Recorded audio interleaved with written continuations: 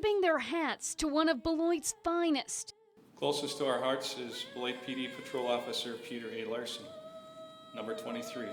Larson lived 14 years after being shot in the head on a kidnapping call. It means we will never forget. In an effort to honor Officer Larson's memory, you'll notice here at Beloit Police that every cruiser has his number written on the back. Serves as a reminder to all that he made the ultimate sacrifice for our community. A sacrifice seen too often these days. It has been a tough year for Wisconsin. Attorney General Brad Schimmel has attended 4 fallen officer funerals this year.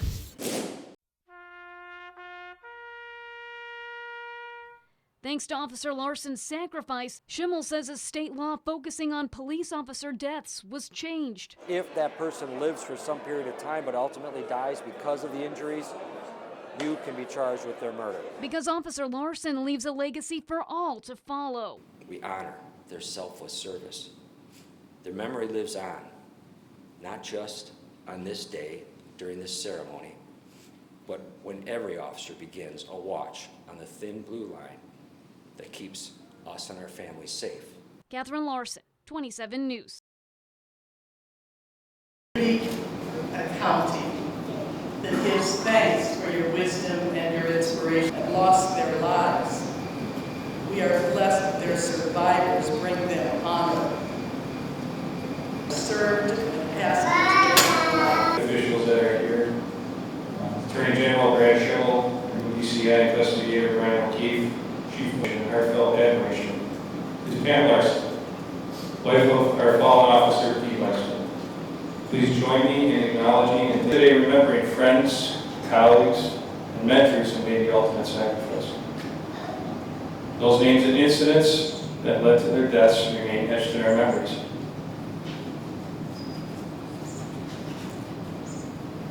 As I remember and honor fellow officers I have known over the course of my career, many names come to mind.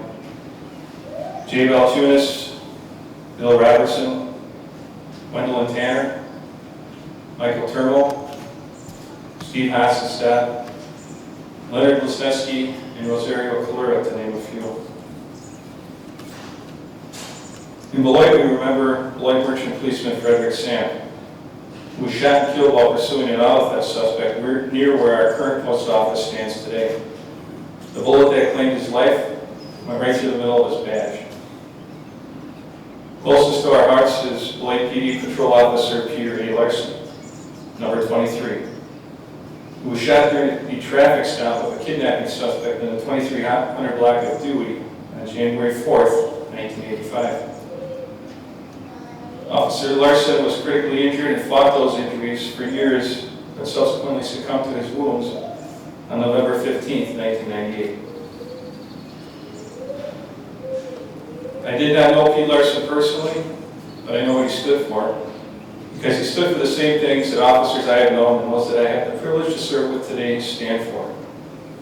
Justice, honor, integrity, commitment to community service, daunting courage, and the fortitude to endure ridicule while doing the right things for the right reasons. And please know that Pete, you and your family are forever in our prayers, and that number 23 will always be remembered on our squads. Please welcome retired Beloit Police Chief Richard Thomas, someone who did know Pete, who has a special presentation to make to our party. Chief Thomas.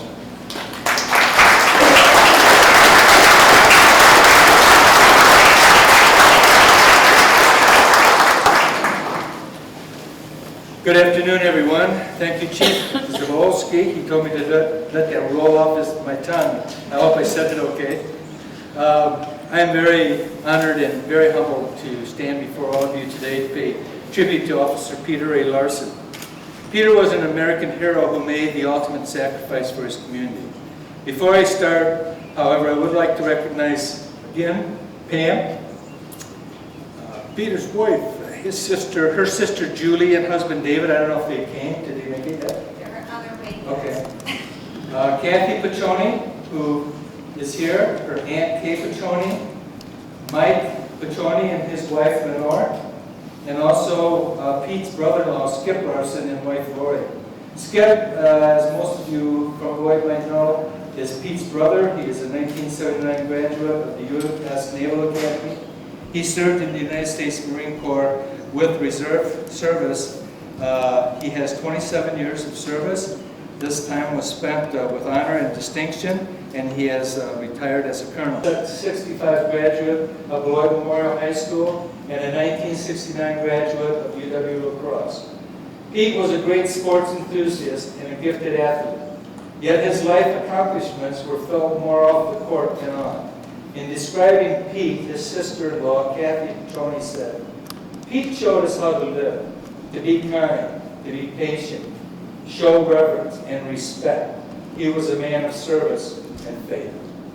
After college, Pete joined the Beloit Police Department and served with honor, integrity, and character for 16 years.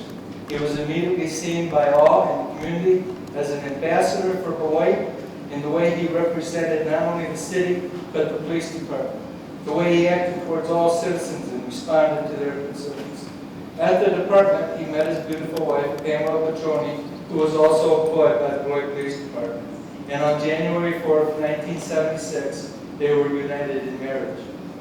In addition to their duties with the police department, Pam and Pete were co-owners of the Sunbed and Surf Shop in the Grand Avenue Art Gallery. Pete was loved by Pam's family as well as his own.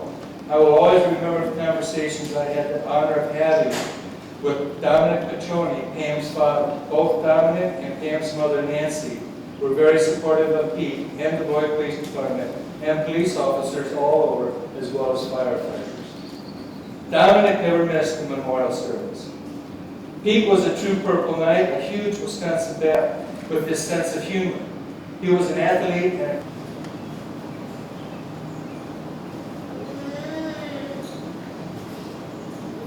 Jason Valero, Cook County Sheriff's Office, September 15th, 2016.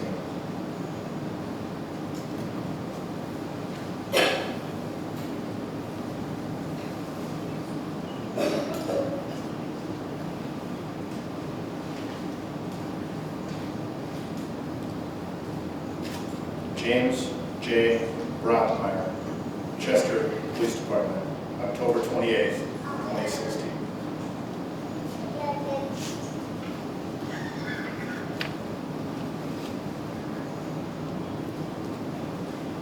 Raymond Morrell, Bloomingdale Police Department, January 19th, 2017.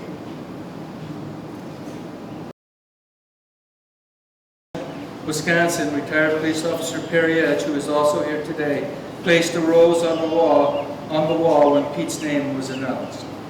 Today, as always, we remember Officer Pete Larson, the only person in the history of the Beloit Police Department while working to have been killed in the line of duty. You see, that's what it means when a name is carved in granite. And a memorial set up as a tribute to him or her. It means we will never forget. We have such a memorial for Pete in his honor in the lobby of the Beloit Police Department. On the back of all squad cars, we have a decal that reads in memory of number 23. That was Pete's badge number. When the memorial and decal were created in honor of Pete, it was done, and hear me now, with a promise from some of members of my command staff that it would never be changed.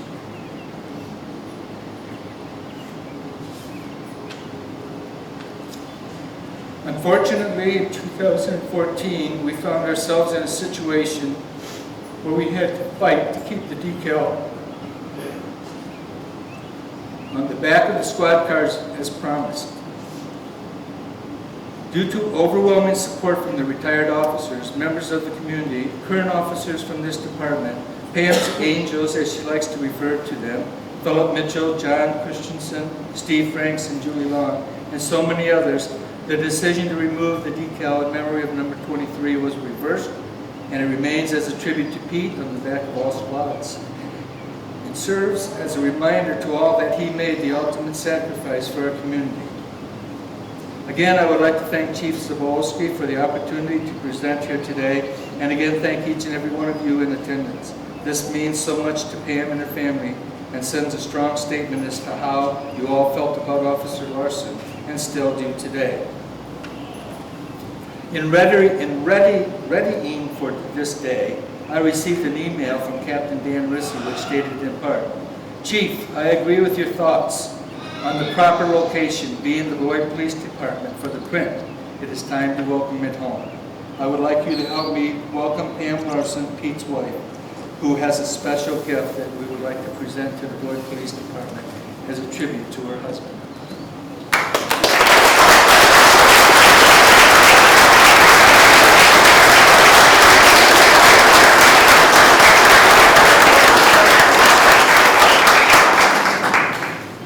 Good afternoon. Thank you to my family and friends for being here today. It means so much to me. I haven't seen a lot of you for many, many years.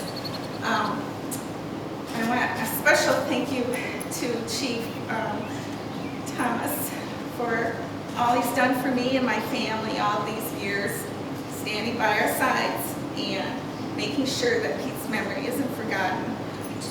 Forever we'll be grateful to you. Today, I have a print here we're going to present to the Beloit Police Department and Chief.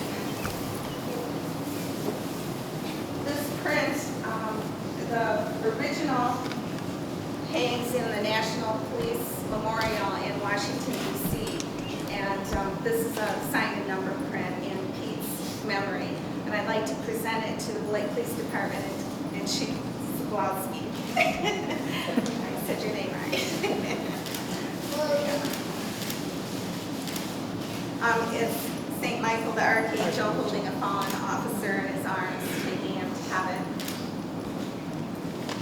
And on the bottom, there's a plate that says, "In memory of Peter A. Larson."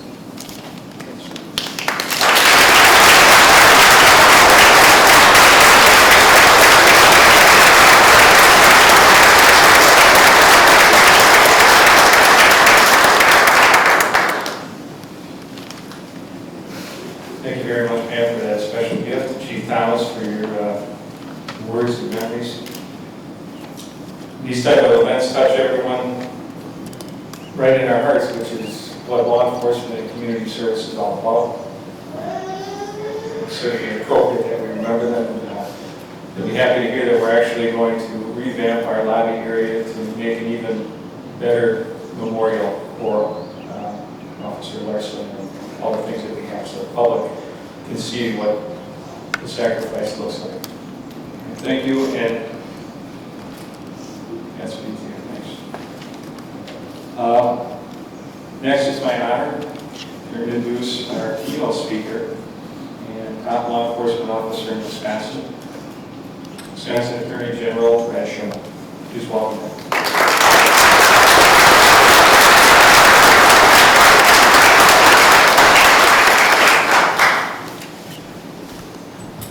Well, I have an advantage over all of you. I know how to say Zabalski because we went to high school together.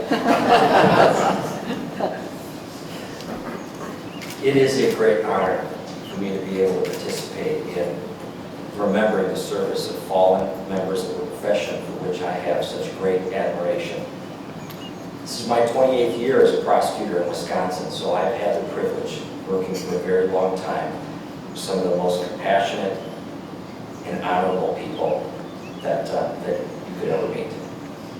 I'm thankful that we gather as a community once a year to honor those who gave the ultimate sacrifice and died in service of us all.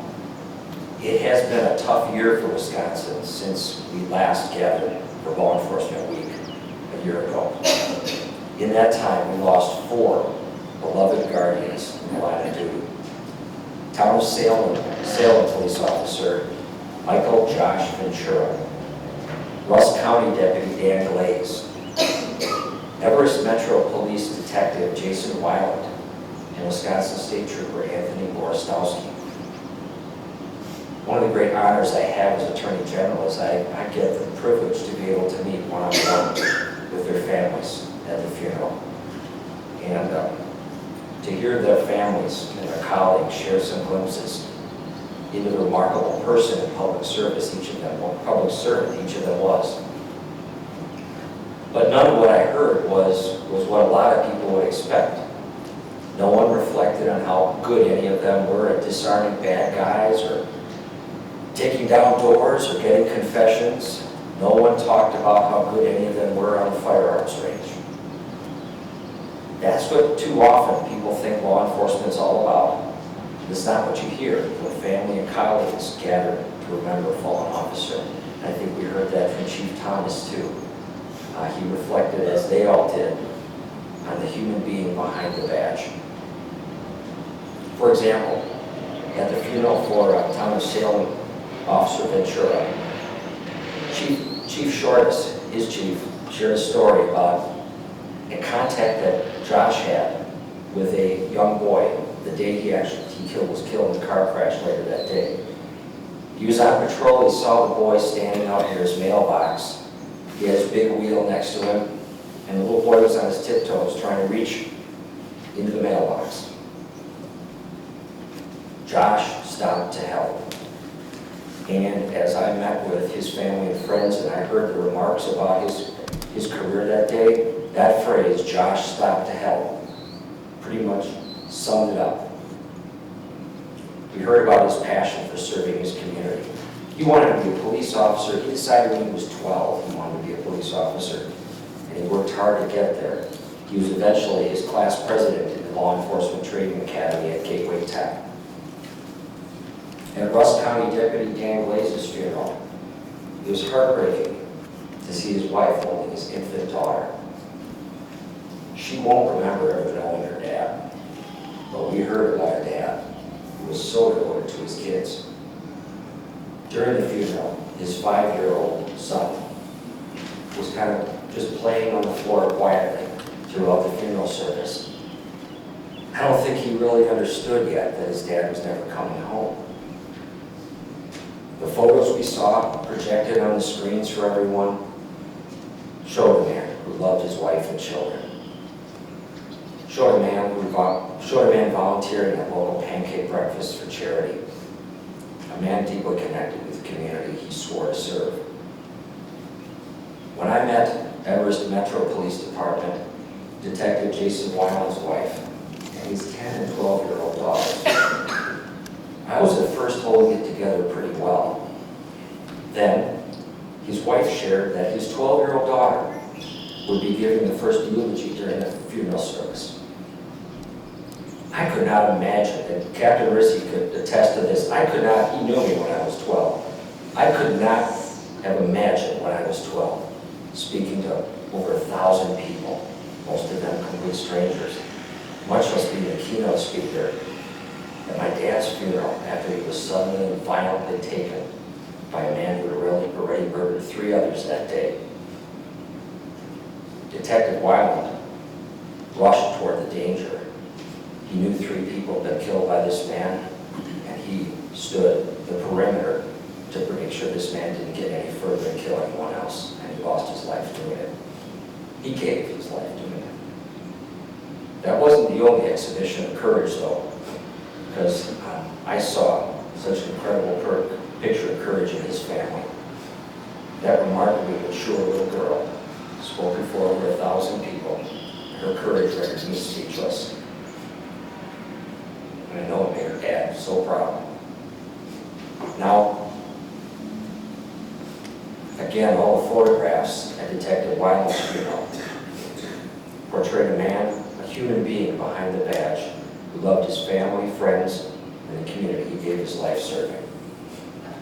At Trooper Tony Borostowski's funeral, I met his parents and fiancée. Trooper Borostowski had been a medic in the United States Army for 10 years before he joined the State Patrol. He had saved countless lives. I served several tours in combat. He had saved countless lives of our brave service people as a medic. But he didn't think he was anything special. And I know this because I had a chance to talk with his dad for a long time that day. Tony was buried in his military uniform until his dad saw his dress uniform That day, he had no idea that Tony had a uniform covered with medals for valor. Because Tony never talked about it. He didn't think he was a hero. He was just doing his job. When Tony joined the State Patrol, he was decorated for life-saving before he ever finished field training. Imagine what could have been. Everyone at that funeral talked not about a man who sought the glory or recognition, but a man who just wanted to help people have better lives. It is the humanity of those four remarkable servants and Officer Pete Larson. It is the humanity that compelled them to accept the call to serve their communities in law enforcement. All of these losses are tragic reminders that law enforcement is still a dangerous profession. We have made huge improvements in training and protective gear, but protective gear and training will not keep officers completely safe from the risks inherent in their work. When I reflect on the profound grief of the families of these remarkable servants, I think about all the parents, spouses, children, and siblings of our law enforcement officers. What must they think whenever they see a story about an officer taking the line of duty? And that happens in America about every 61 hours.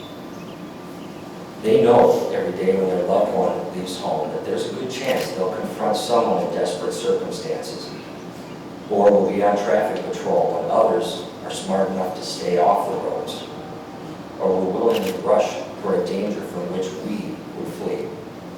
Those families know those dangers are always lurking, but I'm sure it's very difficult when they receive such a stark reminder of the dangers when they hear the loss of one of their loved one's colleagues that wears the badge. The families of our law enforcement officers make sacrifices that we must not take for granted. In addition to the ever-present knowledge that their loved one works in a dangerous profession, there are the missed holidays, family gatherings, children's sporting events, anniversaries, so on and Pam. As a community, we owe all of our officers serving and whose shifts have ended, as well as their families, a debt of gratitude. As to the officers we've lost in the line of duty, every name carved and granted on those memorials has a story, a life of service and dedication that inspires us. Some we knew personally and served alongside, and others we've heard about in news reports. They all died serving us with honor, from the first in Crawford County in 1844 to as recently as just a month ago near Wisconsin Dells. We respect the location they accepted. We think about what might have been. We honor their selfless service. Their memory lives on, not just on this day during this ceremony, but when every officer begins a watch on the thin blue line that keeps us and our families safe. God bless each of the great members of our law enforcement we remember today, and God bless their families. We pray that God will watch over those who watch over us and keep them safe while they keep us safe. And we pray that all who serve us every day will return home safely with every shift. Thank you very much.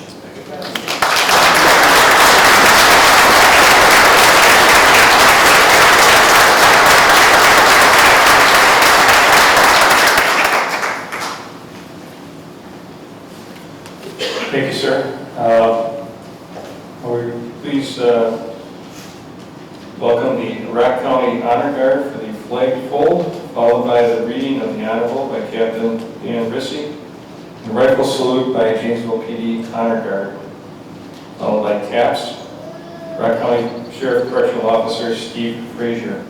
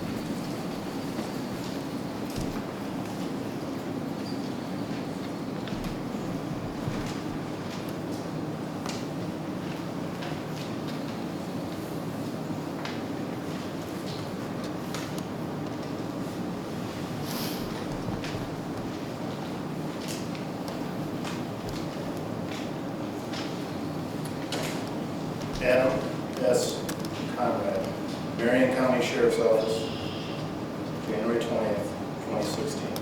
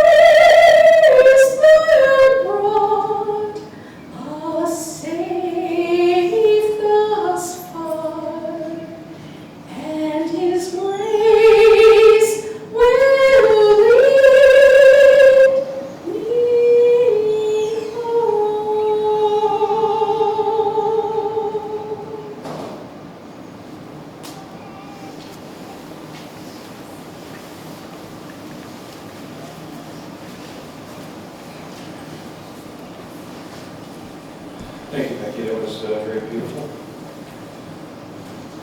In closing, a couple of remarks. A lot is asked of our 21st century officers, both from a leadership and community perspective. They take to the streets daily with the admirable goal of protecting and building trustful relationships with our community members, while at the same time ensuring their own safety from the unknown or from those who may wish to do them harm. In spite of the risks, the men and women of law enforcement faithfully serve our communities daily. It is a challenging but rewarding profession, staffed by noble and courageous individuals. On behalf of my fellow law enforcement leaders here in Rock County, I want to thank our officers and express my pride in being part of this team. I thank our community whose support and assistance is critical to the safety of our officers and neighborhoods across Rock County, and also our distinguished guests for their appearance and inspirational messages. And she sees.